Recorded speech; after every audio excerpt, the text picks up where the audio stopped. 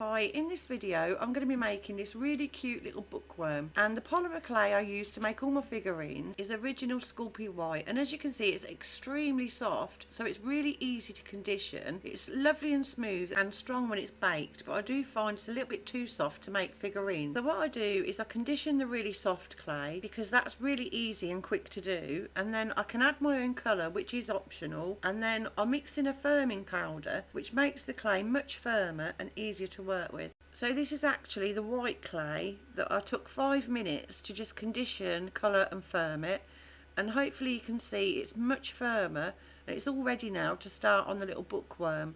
So in just 5 minutes I've got conditioned firm polymer clay that's ready to use. And if you would like to see how I colour and firm the clay, I've added that to the end of this video, and there are links to everything I've used in the description box. So I'm going to make a start on our little bookworm. So my videos, even though you're more than welcome to follow along and make your own little bookworm, they are more about the type of polymer clay I'm using, because I don't think this has been seen before and it's just the easiest polymer clay I've ever worked with. So I'm just making the inside of the book. So I've just cut out a little book shape and scored lines to make it look like individual pages, and I have already made and baked two of the page inserts, and I didn't cover them because I wanted them an off-white, and usually with white polymer clay I would cover it because I want to keep it as white as I can, but I did want these off-white, so I just baked them uncovered for about 10 minutes, so they were just pre-baked. So the pages I'm working on now is where the little bookworm's going to sit in the top, and so I need to make a hole in the middle for where he's going to sit. And I know before I started that this cutter, I'm using it the wrong way round, so I know I'm probably gonna have problems with this one, but I thought, well, I'm gonna go for it, because it's the only cutter I've got that's the right size. So I started pushing it, and then the silver bit just started disappearing into the red bit, and I couldn't get it out of the back. So I thought, well, shall I just start again? And I thought, well, no, because this is what I want to show, how good this clay is. So I decided I'm just going to shove it straight through the middle. And you know, even I was surprised how well it took that. I mean, if I'd used the white clay on its own without the firmer added, I would definitely be starting again. So I decided to leave that disaster in. And also I want my videos to be a true reflection of what this clay is like to work with. I'm not going to try and edit out things that go wrong. You know, I'm going to be totally honest, and give an honest review about what it's really like. So this again is the really soft clay, and I coloured and firmed it about 2 hours ago. So because I'm going to wrap this around the inside, so the book pages, I want it to be nice and warm, because this clay, because it's had the powder mixed in it, it doesn't have as much stretch in it. So if you wanted to make something like a cane, I wouldn't recommend this clay, or something with, you know, you want loads of blending doing. But for things like beads and little charms and little figurines, it's absolutely brilliant. So I'm just going to roll out the clay so it's long enough to actually wrap around the whole book. And the other nice thing about the clay is it doesn't stick to everything, and everything doesn't stick to the clay. So I don't get fingerprints on it. Before I start work, I just wipe the surface down with a wet wipe, let that dry off, wipe my hands with a wet wipe, and that's it. I don't even wash my hands in between. I don't get any colour transfer or anything. It's just really nice to work with. So I'm going to wrap it around the pages, and as you can see, it's so smooth and there's no bits stuck on it or anything. And I'm pushing the pages to sort of mark where the spine of the book is, and I'm just going to check it. So you see there's a tiny little, it's like a little hairline crack in it, and I just rub it with my finger and it's gone. And that's the only thing negative I can say about this clay, is sometimes if you're bending it or wrapping it around something, you can get those tiny little cracks, and you know, you just rub it and it's gone. So I mean, all the positives about this clay far outweigh that you know, it occasionally does that. So it's kept its shape so well, and it's really smooth, really clean. And I use bacon bond to attach the cover to the pages, because I do need to use that when attaching pieces together, because even though nothing sticks to the clay, the clay doesn't actually stick to itself. So to make sure I've got a really strong finished piece, I need to use a bakeable glue, and hopefully you can see how smooth and sort of flawless it is really, and it's kept its shape so well. But then I decided I would like some texture on the cover, and maybe I should have done this first before cutting it, but Yeah, it still didn't lose its shape even with adding the texture on it. And as you can see, I'm not I'm probably the most unorganised, messy person I know when it comes to crafting. Even my texture sheet's covered in black chalk pastel.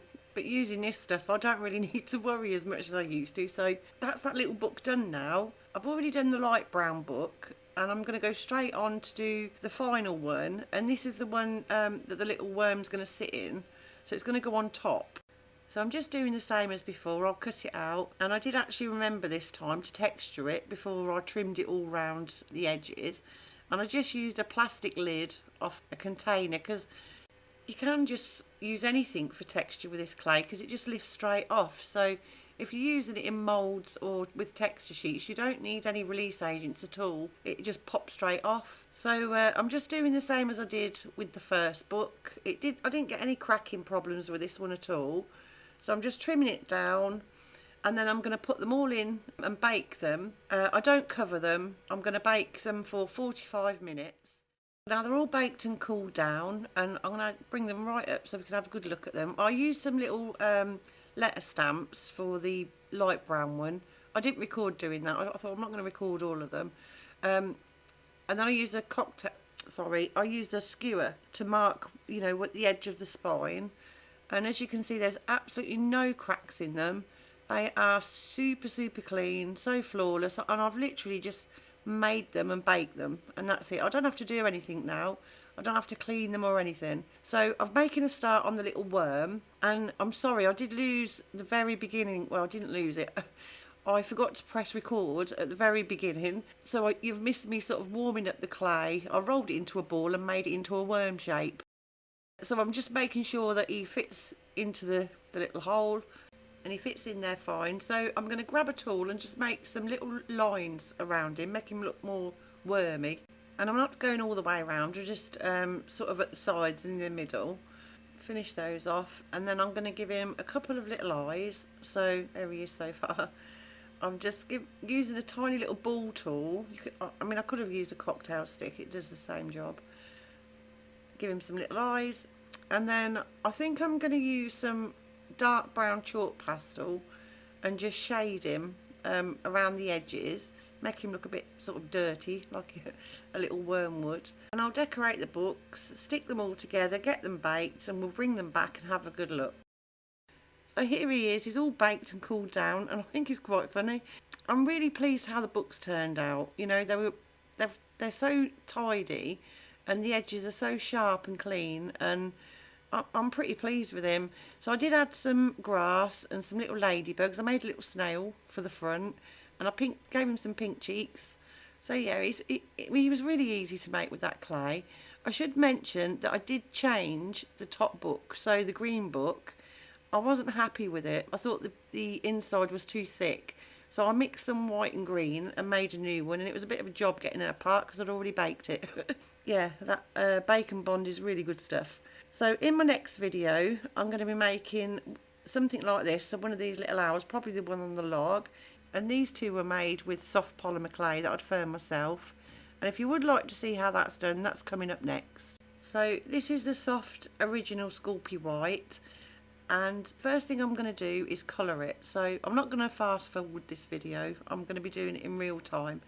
So these are chalk pastel, which I've made into powders. I'll just store them in a ice cube box with a lid. So this is what they started out like, and I've made them into a fine dusty powder.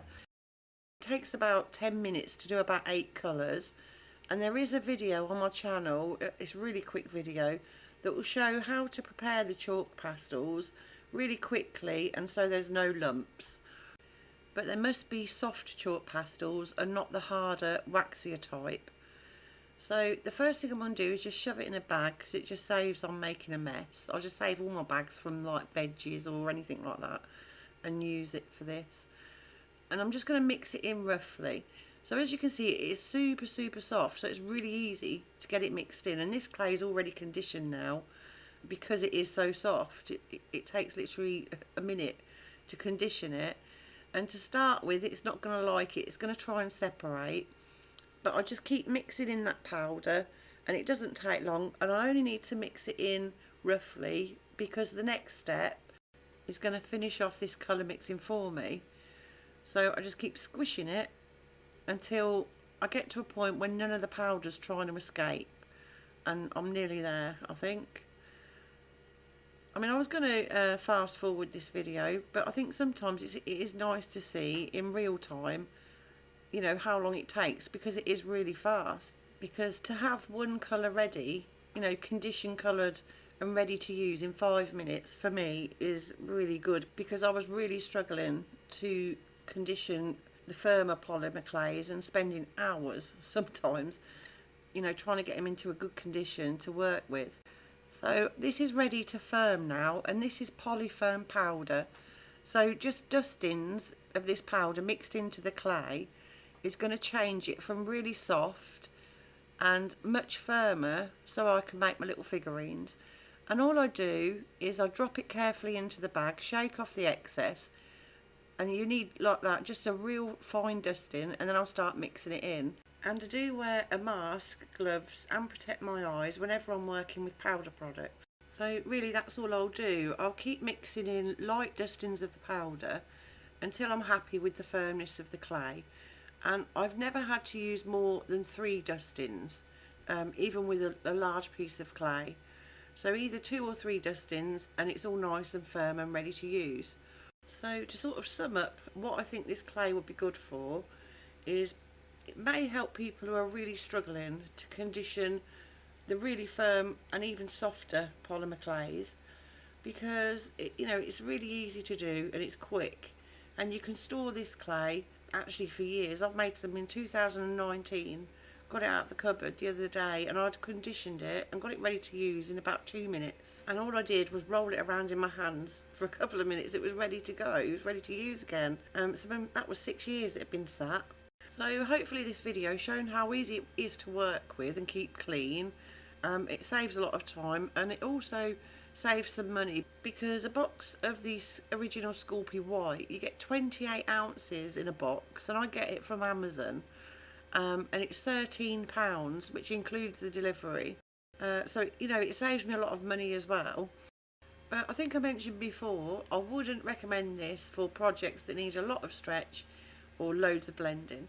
So it isn't a substitute for firm or softer polymer clays. It's just an alternative way to make soft clay firmer easily for people who are really struggling to the point of giving up on their crafts. And this clay is almost ready now. I'm just going to mix in the final dusting of powder. I'm not sure how long it's taken me, probably 3 or 4 minutes so far. And if you are interested in learning more about this technique, there are lots of other videos on my channel, Polymer Clay Therapy, including an on-screen timer where I actually time myself mixing the clay. I've made all sorts of different little figurines with the clay, and there's many more in-depth colour and firming videos. So this green clay, that's all done now, and it's all ready to make our little bookworm. And once all the powder's mixed in, I give it a final squish without my gloves on, and that's it. I'll just carry on and get crafting. So if you have enjoyed this video, please give it a thumbs up, and if you would like to see the uploads of my videos, please subscribe, and you'll be kept up to date with all the latest information on polyfirm powder and firming your own polymer clay. And I hope to see you again soon. So bye for now. Bye.